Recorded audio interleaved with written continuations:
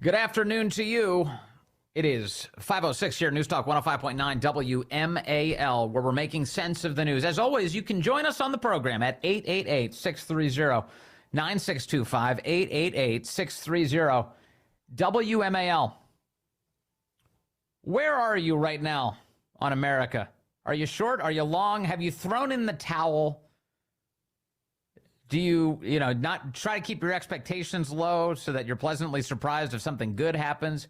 Are you optimistic about the future of our country? That's the subject of our next conversation with Townhall Senior columnist, retired infantry Army colonel, and author of this book, We'll Be Back, The Fall and Rise of America. Kurt Schlichter is here. Kurt, great to have you with us on a Friday. Hello, sir. Hey, great to be here. And I want to alert everybody, the 8th Kelly Turnbull novel, entitled Overlord, is going to be out approximately October 1st. So if you're looking for Kurt books with all the Kurt goodness, you'll want to get that one. Very Overlord. Nice. Excellent. Yeah. Excellent. So I imagine that will put us in a good mood, that book.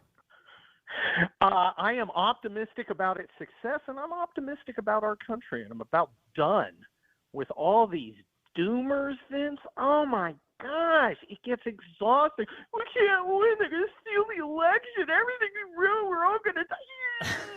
God. Holy crap.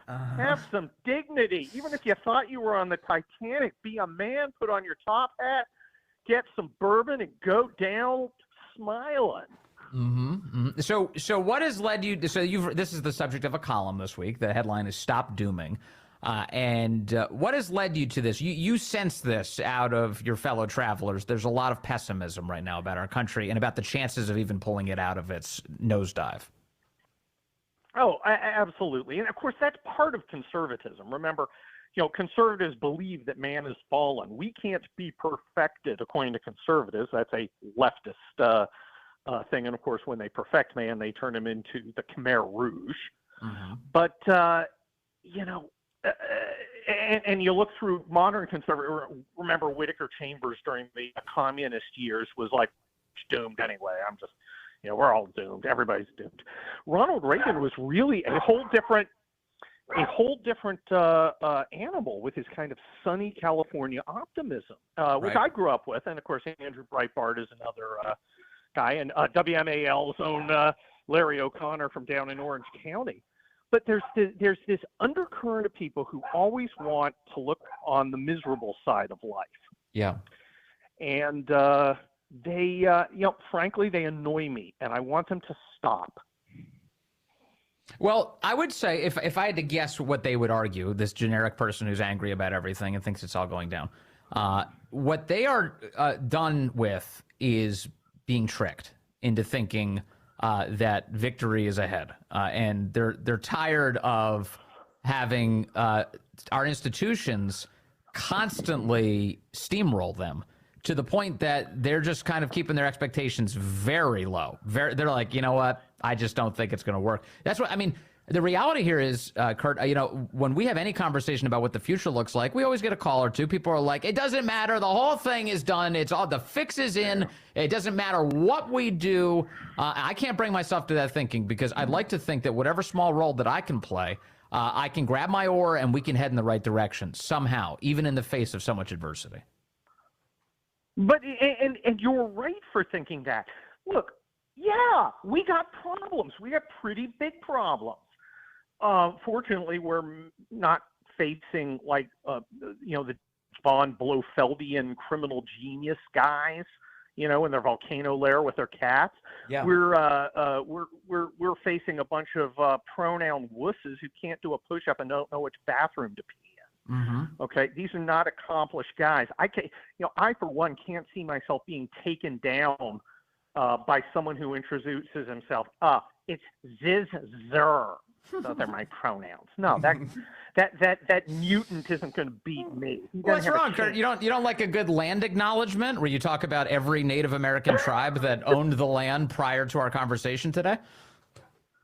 Well, I'd like to acknowledge that my ancestors kicked butt and took it fair and square. I guess they don't want that kind of acknowledgement, do they? Uh-huh. No, now, here's the thing. Look, you hear this talk about elections. I was one of the guys on the election team after the 2020 debacle. I do. And the simple fact is, there's no Kraken out there who's like stealing all our votes. Election fraud exists. It's real. I know we found some the first night I was in Las Vegas. But it's only useful when the races are very close in very tight Democrat districts that we can identify, and of course that Ronna McDaniel, Donald Trump's hand-picked RNC chair, did not prepare for. So you get places like, perhaps if we're actually watching places like Philadelphia, Milwaukee, Las Vegas, Atlanta, perhaps, and preparing for the fight that we all knew was coming, if you were awake, we would have better results. But, I'm sick of just slipping through. People are like, Donald Trump was only 45,000 votes away from winning. Well, that's true, but aren't you tired of just like winning at 50 plus 1? Yes. I kind of like to have a little margin of victory, and frankly, we need one. Look, the landscape has fraud in it, and it has antics with changed election laws. And, the regime media is, of course, on the top side of the communists. Right. But that's part of the landscape. And that includes the big tech. That's the in. big tech companies, too, especially.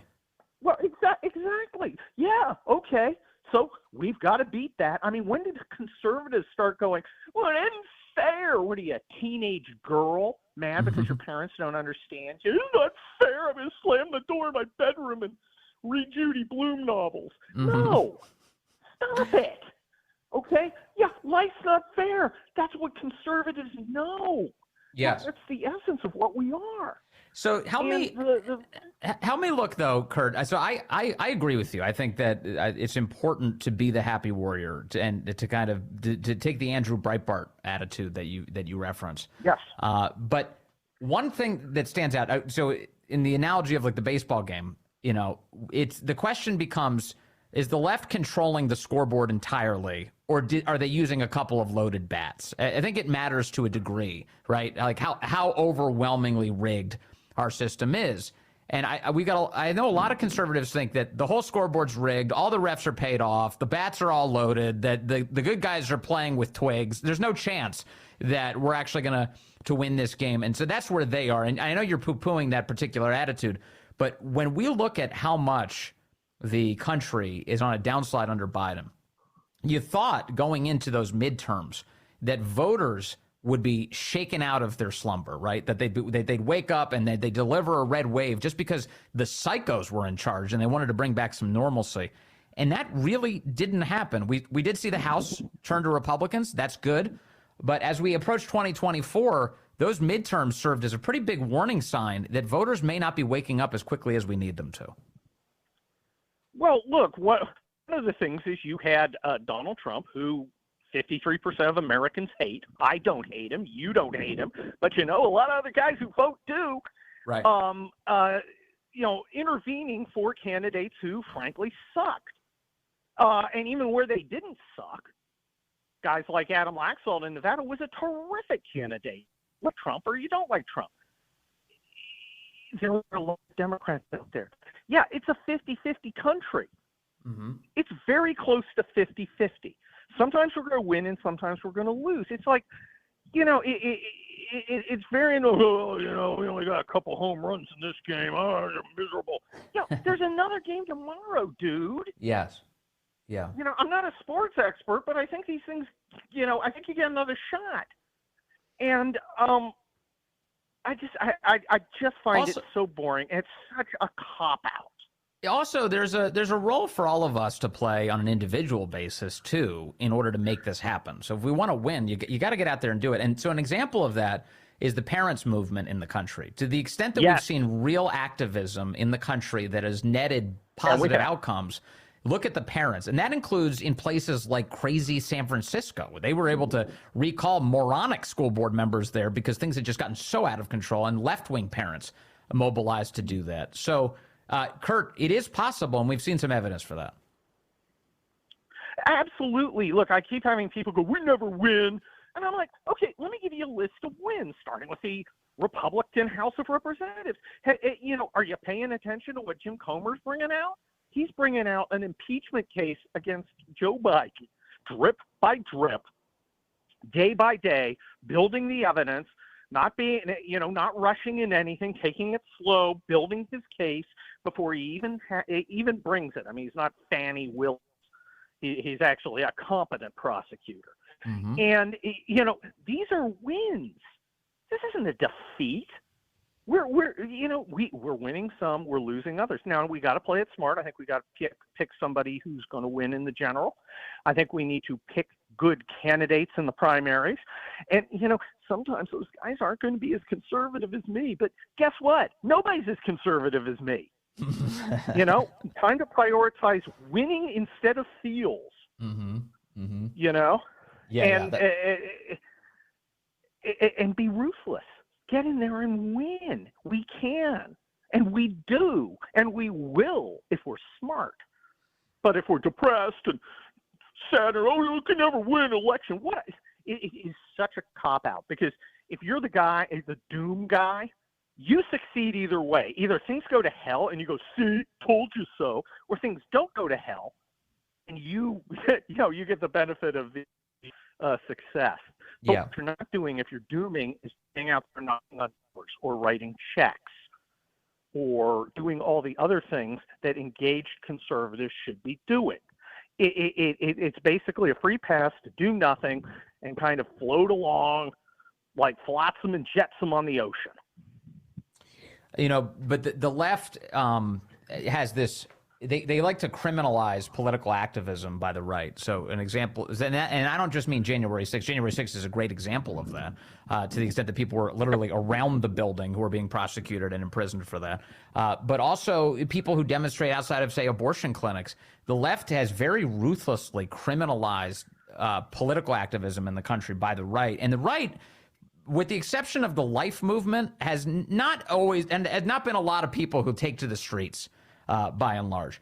Do you think that's something that should change? Should we see more aggressive in the streets activism by the right, even given the higher costs that the left is imposing on people? I think we should do what we're successful at, which is organizing, bringing out votes, getting good candidates, and making a good case. That's how we win. The Republicans have jobs. Most of us aren't ever going to be out on the streets. Come on. That's not where we win. That's not, you know, Democrats do that to engage their own.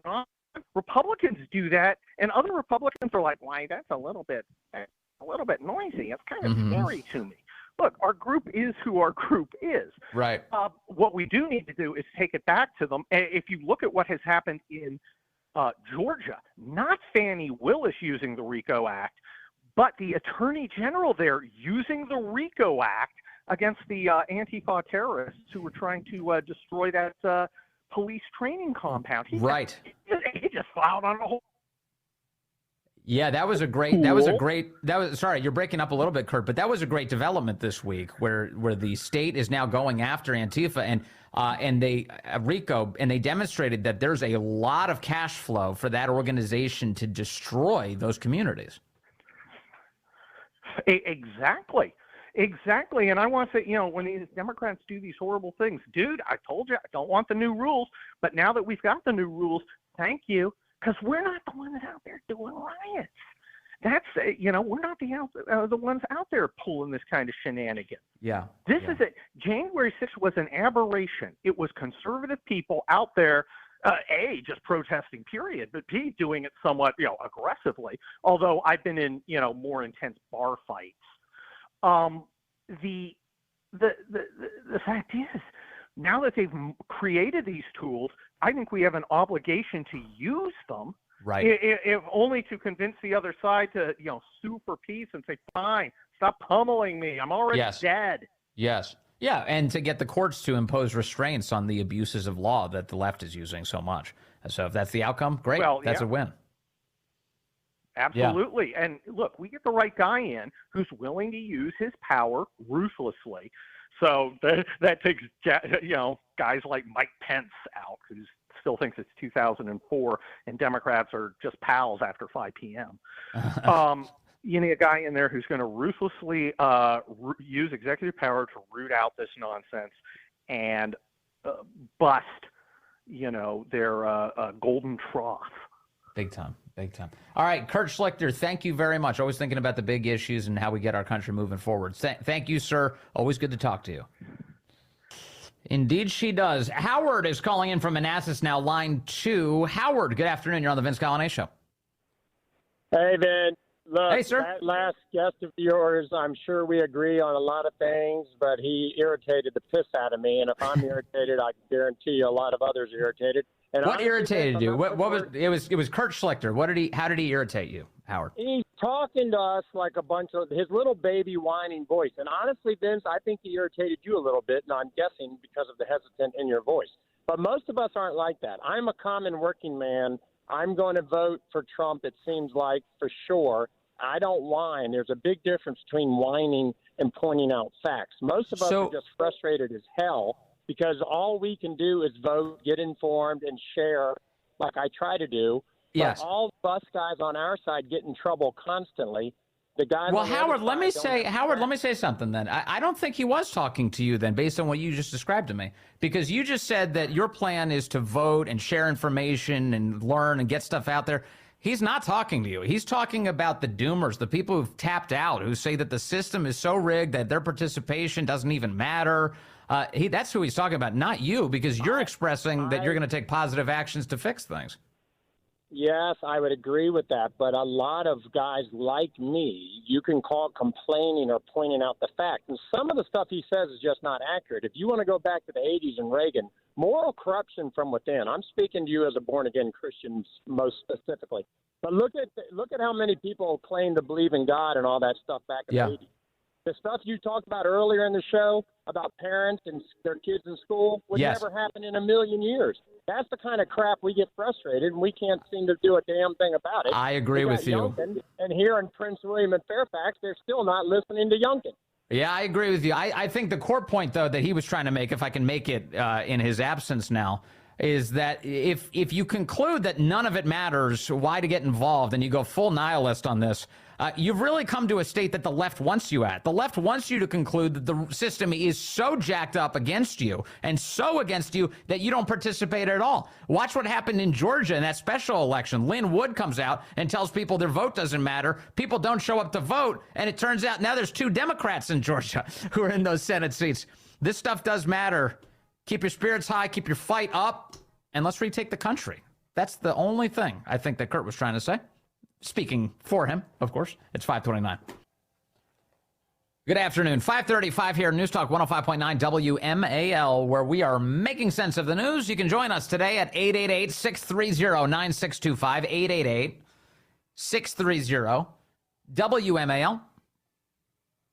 Always nice to chat with you on a Friday. The left, gosh, I really feel like they're priming the pump to dump Joe Biden, to just bail on the old geezer. Let's get rid of him. He's only a liability. There's a number of polls out this week that show that Americans are very unhappy in their living conditions. That is both CNN, the Wall Street Journal, both have surveys that show that they're unhappy with the current president. His popularity is very low. All of the Republican candidates are beating him in head-to-heads in the national popular vote. Just not looking good for Joe right now.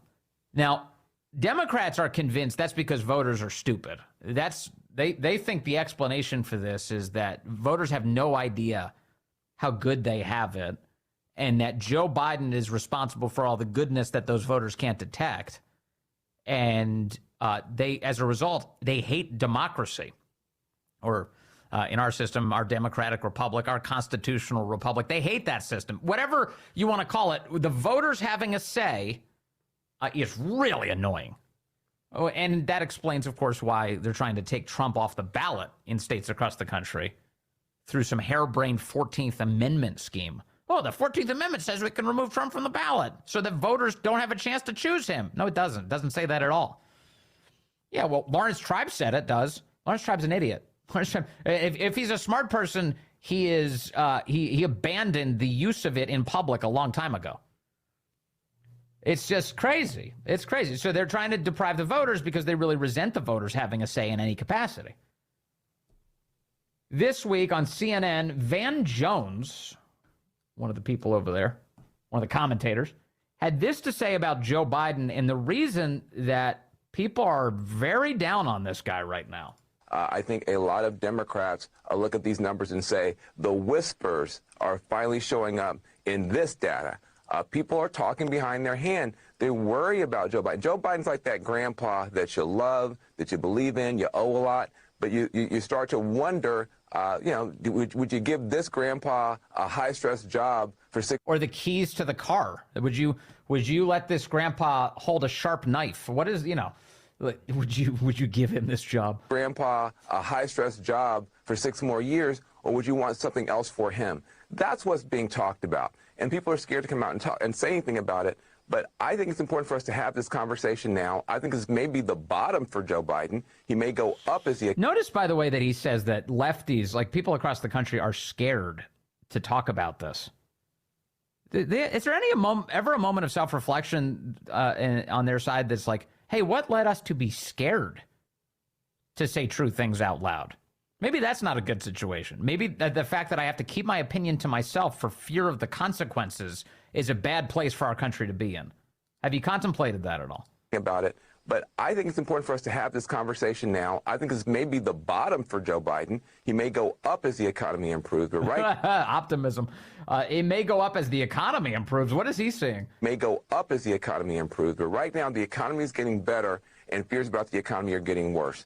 We've got to be honest as Democrats that there's real pain out there at the base of our party. People still don't feel these policies yet, and we're going to have to make the case stronger. We can't just say, don't worry about it. We have to make a stronger case for the help that's on the way than we have so far. Yeah, no, I mean, he's voicing a very elitist position. Well, the economy is so much better than the people are giving it credit for. And I saw this from another lefty today, a guy called Tom Nichols, who posted on Twitter, X, whatever you call it. He says, Wall Street Journal poll, 74% of registered voters think inflation is headed in the wrong direction. That's what Mr. Nichols says. He says, quote, there is no reasoning with this many people being this wrong. It's not possible to shovel against that tide. Do these people hear themselves? This is the Save Our Democracy crew saying 74% of registered voters are too stupid to reason with. That's Mr. Nichols' position. There is no reasoning with this many people, he says, being this wrong. It's not possible to shovel against that tide. What if you contemplated for a moment, Mr. Nichols, pausing and thinking, maybe there's a reason 74% of registered voters say that inflation is headed in the wrong direction. Well, the government data shows that inflation is slowing down, but inflation is still going up. Inflation, we're not in a deflationary period. We're getting into calculus. We're changing. It's the rate of change. They're saying that inflation is not going up as quick as it was before. So that's supposed to be seen as a big victory.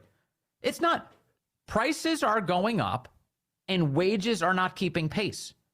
That means that the overwhelming majority of Americans, you may even say 74%, I don't actually know what the number is, but my assumption is that it's probably above that, are poorer than they were 4 years ago.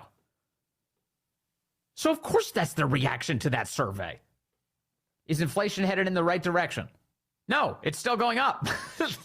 That's a fact, by the way. That's not disputed at all. If E.J. Antoni is listening to me right now, text me. Am I right about that? That's our in-house economist. Inflation's still going up. Well, it's not going up as fast as it was before. Okay, but it's still going up. What are you even talking about? So if inflation's going up, it's headed in the wrong direction. Just as an obvious economic matter.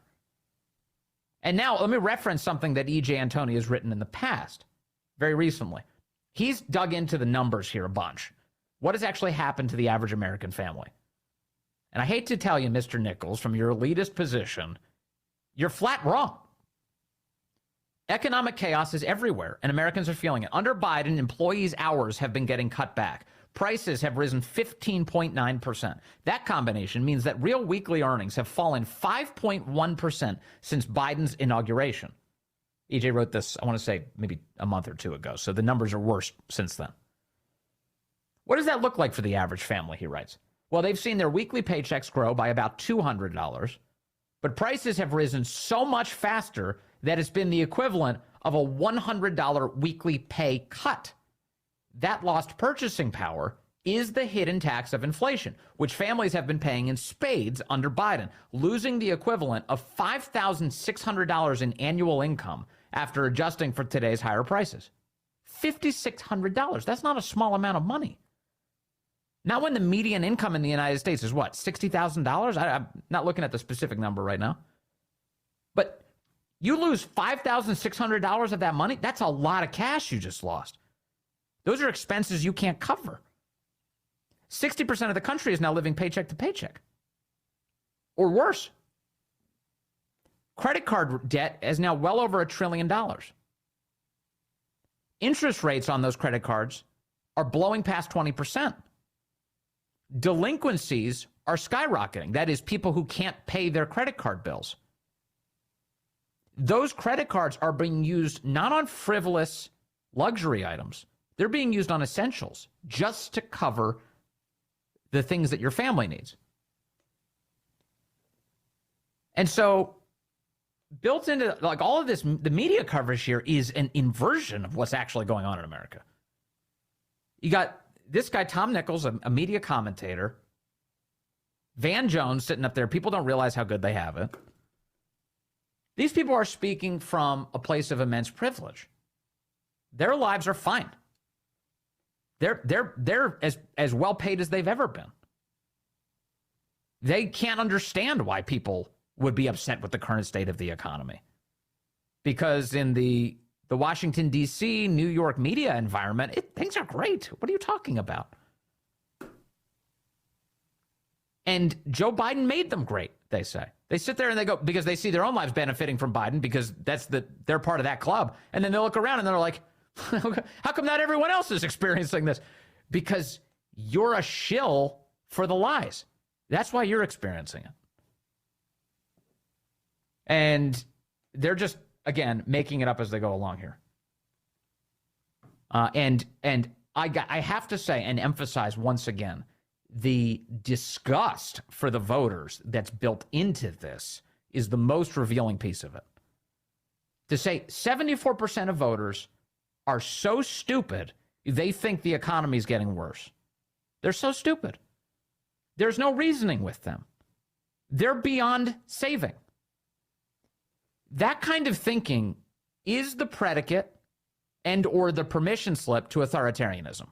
When you decide that the voters are useless and are actually counterproductive for our system, well, then you figure out ways to dispose of them or limit their ability to have a say in what goes on in their own country. And the left has been working on this project for years.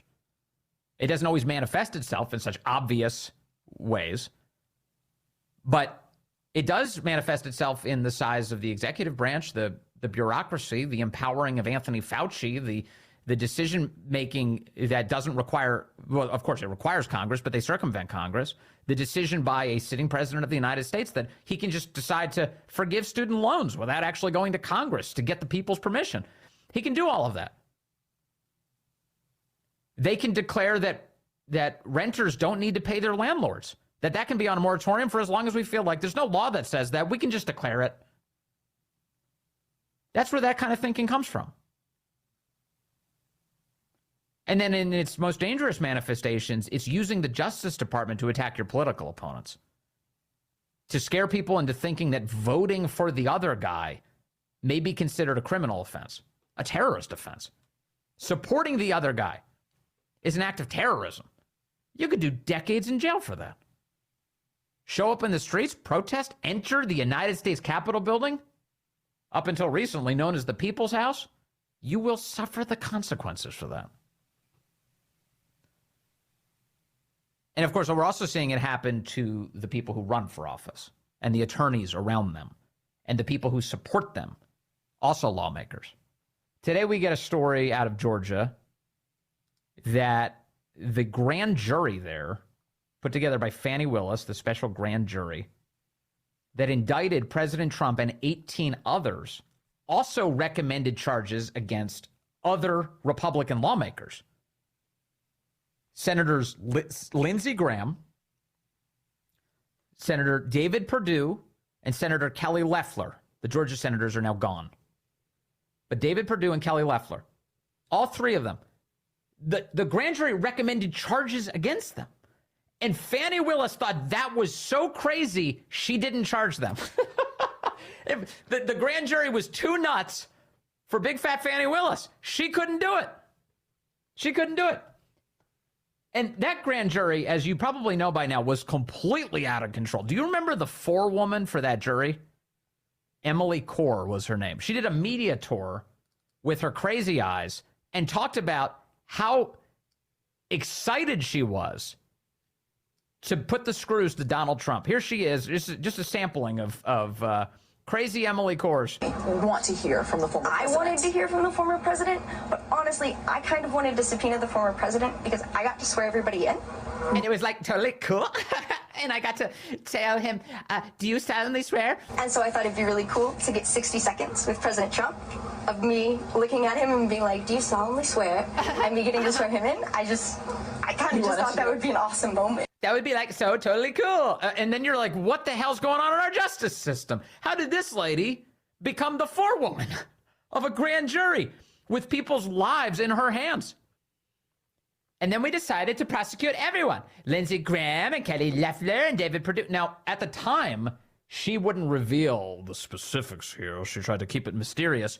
But here she is in her own goofy, crazy, ditzy way, saying that it's not a short list and it's so exciting. There's so many people who are going to be indicted. There are indictments recommended, of course. Is it more than 12 people? Is it more than 20 people?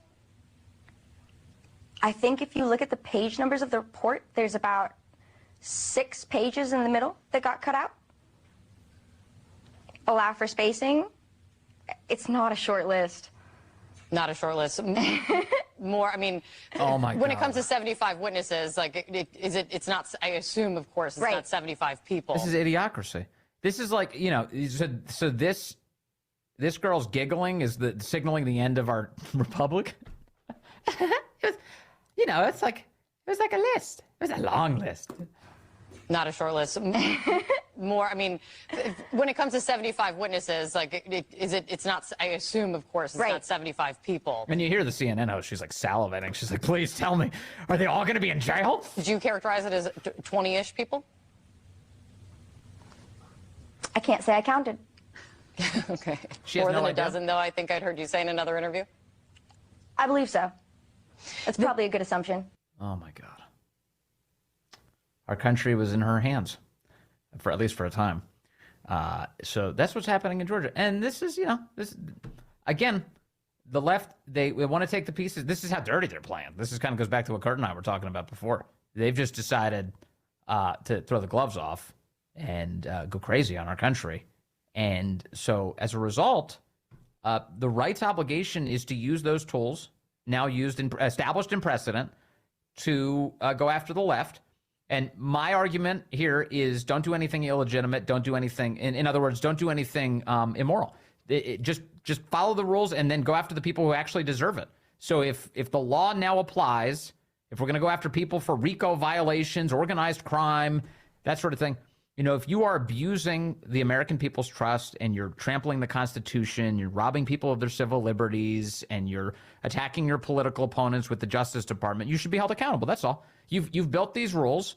Now you will be held properly accountable according to those rules. We won't make up a single thing about you. It'll all be grounded in reality. But you will have to endure the consequences of the precedent you set. That's it. And that would be a good way to right track the country, you know, get us back on the right track. You see what Coringe is up to these days? Talk about a White House that's completely out of touch with the people. White House Press Secretary Karine Jean-Pierre, the New York Post reports, Coringe took a break from her duties as President Biden's top spokesman to model 3 outfits for a fawning profile in Vogue's latest issue. Vogue's latest issue, you know, Vogue, which refused to put Melania Trump in its pages. They've got Coringe, and they are drawing sharp criticism from reporters in the Capitol. Yeah, I'll believe it when I see it. Wearing a power suit in discordant Republican red and clutching a binder of talking points, Jean-Pierre, 49, posed with a serious look outside the West Wing. Vogue described her as, quote, quite disciplined about work, from which she allows few distractions. She was also pictured lounging in her office in a rainbow-striped Victor Glamaud dress. I'm sure I screwed that up. My wife will tell me later. Victor Glamaud dress. So Spencer Brown over at Town Hall yanked the aftermarket price on this thing. People are selling it used online. You can buy it for $500 used for a dress. $500. And, she's just hanging out. In the Vogue profile, they also describe that she has broken up with her longtime partner. She was with a woman for 10 years. Did you know? I think she told us. It was a historic White House press secretary. Suzanne Malveaux, you'll know her as from her time as a CNN national correspondent. Yes, the White House press secretary was literally in bed with CNN. And the two of them have split up. As Corey and Ganamort just told me moments ago, it could be their communication skills. That could have been the reason. That would explain it. The great one, Mark Levin, a man who has no problem with communicating. He's next on WMAL.